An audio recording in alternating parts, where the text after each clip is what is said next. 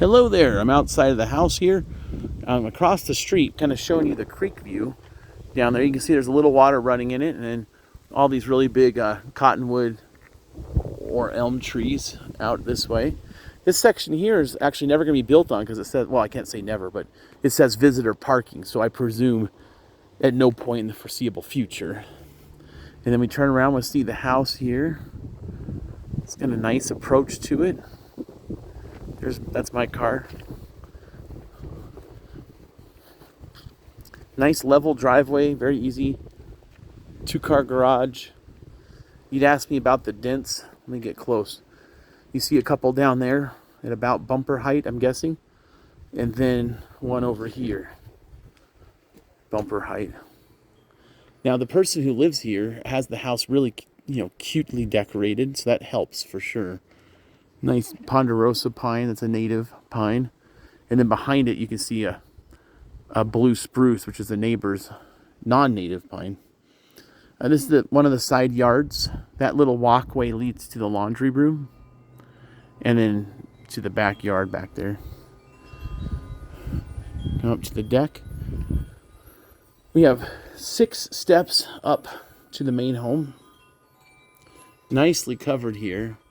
She strung up some little decorative lights, to have out in the patio at night. I'm going to take a look in the garage with you.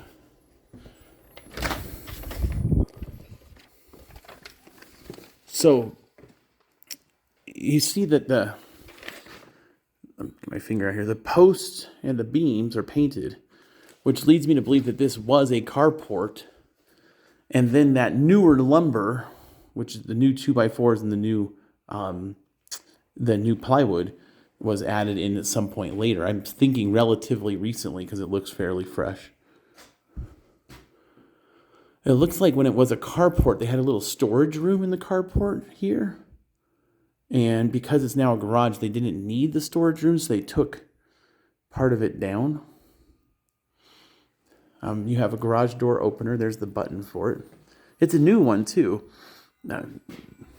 It's up there. It's really new. My house is fairly new, and that one's newer than mine, so it must be within the last couple of years, I would think. And as far as I see, this is the only power outlet in the garage. GFI power outlet. So we're going to head back inside towards the house. When I was talking with you on the phone, I mentioned that there's what a termite inspector would call wood to earth contact. So you see where the 2x4s are touching the dirt. You just want to be cognizant of that. At least they're not getting rained on underneath here. But you don't want an avenue for pests to get in. So you might have it treated occasionally by a termite person just to be proactive. The deck is nicely painted. It feels very sturdy. And the paint's going to last a long time because it's all covered by this nice covering. You see that there's some view here out to that creek area. But the garage does obscure a fair amount. Right in here, that right there growing by the garage is an elm tree. So that needs to be cut out immediately. It wouldn't be hard to do. It's only an inch or 2 diameter, but the sooner it's gone, the better your house will be. This is the sunroom. I can't go in there because it's not unlocked, but this is the front door.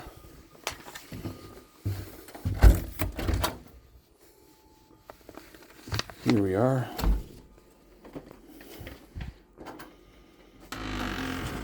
And one of the first things you notice when you come in is the nice looking fireplace here. It does, it is a wood burner. So you may or may not use it, but it's pretty. And you could put some lights in there if you just wanted ambiance. The dining room has a nice bay window, so it gets plenty of light. Here, let me see if I can show you the ceilings. So it's a vaulted ceiling. That is not a wooden beam. That is drywall that's been painted brown, but it looks nice. I'd keep it that way, personally.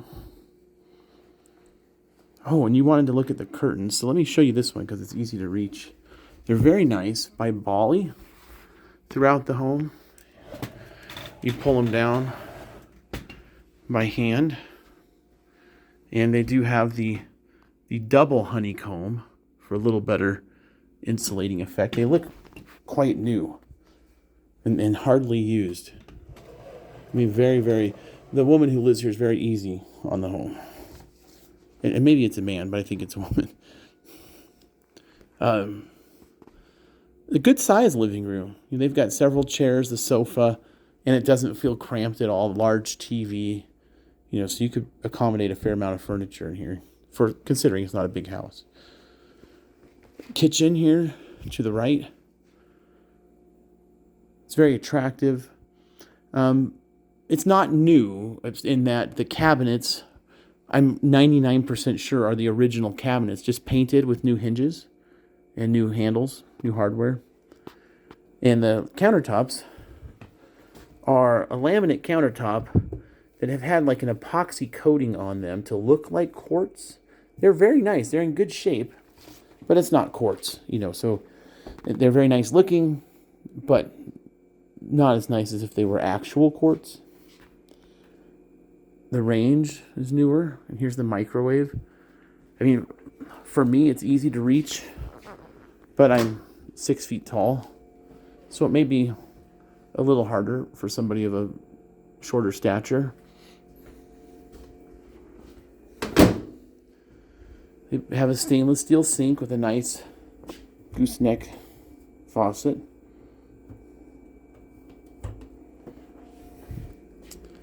The fridge is a Frigidaire. It's rather small. You could put a bigger unit in here, for sure, if you wanted to. Little pantry area.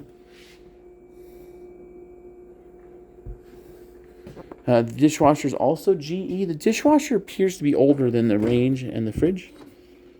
I don't see necessarily any problems with it, but it's not new. I think I'm going to look at the back of the house with you, then I'll go get the sunroom and the side yard real quick. So here we have to the right the laundry room, which has space here and a power outlet to accommodate a second refrigerator or freezer if you wanted to put some Costco groceries in there or something like that. And then a nice little workstation. She keeps her computer and her printer. You have cabinets across the top. The washer and dryer do convey. They are also GE. They look pristinely clean. Okay, across the hall from there is the guest bedroom, which is a fair size for a guest bedroom in a manufactured home. You have a kind of a typical nightstand size, what I believe to be a queen bed. And then this is about double a normal nightstand. So you could get rid of something this big, put in a regular half-size unit, and then you'd have room for a bigger bed if necessary. Again, the same window coverings throughout, those Bali honeycomb shades. The one negative in this room, well, maybe two negatives. That closet is not gigantic, which it's a guest bedroom, so maybe that's not the biggest deal. And then the ceiling.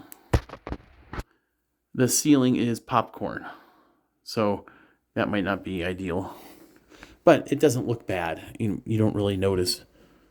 I don't usually walk around my guest bedroom with my head craned upwards. Linen closet. Said it's nice size. The shelves are deep, so you can actually fit linen in there if you want to. Then the hall bath has a newer vanity and mirror, a newer, relatively high toilet with the vinyl plank floors, and then the fiberglass surround shower bathtub combo. I'm guessing you would not use that very often, because the master bathroom has a very nice walk-in shower. Now we're in the master bedroom.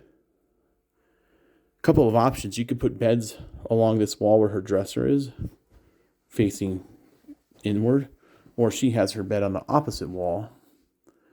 Now, is there room for two twins? I think so. because this looks like a queen.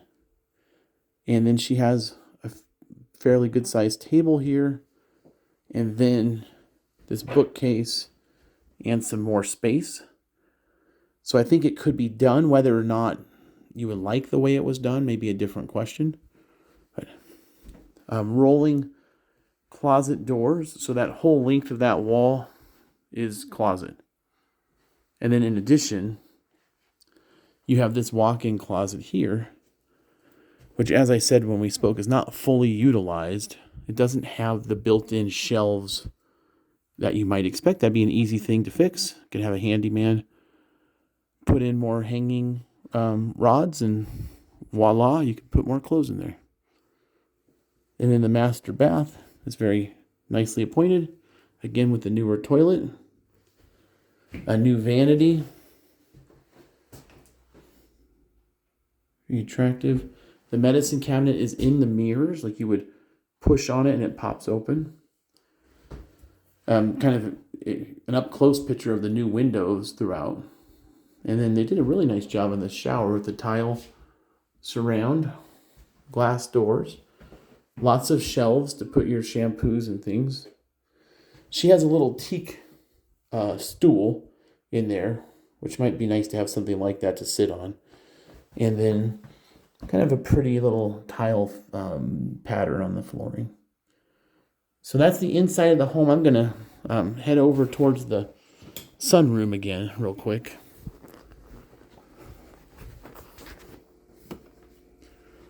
Okay, sunroom.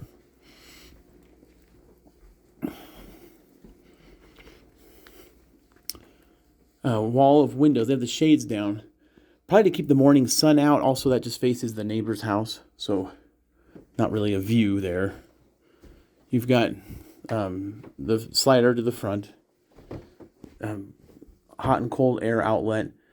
A power outlet, I think that's a remnant of when this was an outdoor room. And then you have a more interior power outlet here. French door to the backyard. And this little nook for the desk, which is not terribly, that's a rather petite desk. And the question I would have here is this section. You know, if you had a bigger desk, this is going to hit on there. There's a power outlet up here, and there's one down behind the desk under that window. If it was me, I would think where that table is a much better suited place for a desk. And that's where I'd put my desk. And maybe have like a chair or a little bookcase or something over here. Then you go to the side yard, backyard area. It's very cute. It's chain link fenced, so I don't know if you have a dog or if you'd want a dog or anything like that. But if you did, you have the option to let them out here. Again, with her flowers. Very nice, very clean. Lattice work underneath that sunroom there. Nice size access doors to the under portion of the home, so a worker could get in there. Relatively new looking AC unit. And then there's no one behind you directly here. There's someone back there, but not close. And there's a little patio area here. I probably wouldn't use it if I was a retiree very often, because you have to go up a flight of steps to get to it.